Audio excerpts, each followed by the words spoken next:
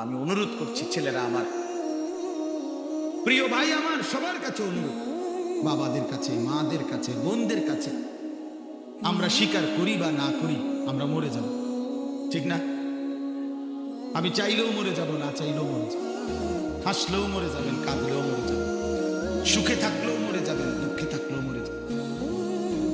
রাজপ্রাসাদের অট্টালিকায় যে সেও মরে যাবে, জীর্ণ কুঠির কুড়ে ঘরে যে সেও মরে যাবে। আবার মজার বিষয় হলো, আমাদের যেমন মৃত্যু হচ্ছে, গোটা পৃথিবীরও একদিন মৃত্যু হবে, আর সেটাই কিয়ামত।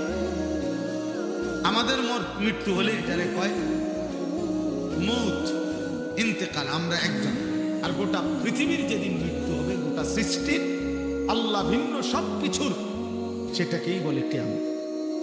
আল্লাহ বলেন, বান্দা, এই শুধু আমার এই কথাটা মনে রাখবেন, আল্লাহ যেন ডাক দিয়া বলে, বান্দা তুমিও থাকতা না, দুনিয়াও থাকবে, তুমিও থাকবা না, দুনিয়াও থাকবে, এই হাসিও থাকবে না, কান্নাও থাকবে না, এই সুখও থাকবে না, দুঃখও থাকবে, রাজপ্রাসাদের এই অট্টালিকাও থাকবে না, কুড়ে ঘরেও থাকবে না, সব সময়।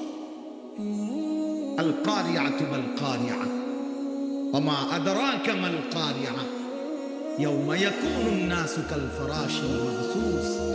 আল্লাহ বলেন, ইসরাফিল ফু দিলে একটা বিকট শব্দ হবে, এই বিকট শব্দে জমিন কাঁপতে শুরু করবে, হায় হায়, গোটা পৃথিবী ভাঙচুর শুরু হবে, গোটা সৃষ্টি ভেঙে যাবে, সাত আসমান ভেঙে যাবে, তারকারাজি খসে পড়বে, সূর্য চন্দ্র একাকার হয়ে যাবে, আল্লাহ সব সৃষ্টি তছনছ হয়ে যাবে, তছনছ হয়ে যাবে।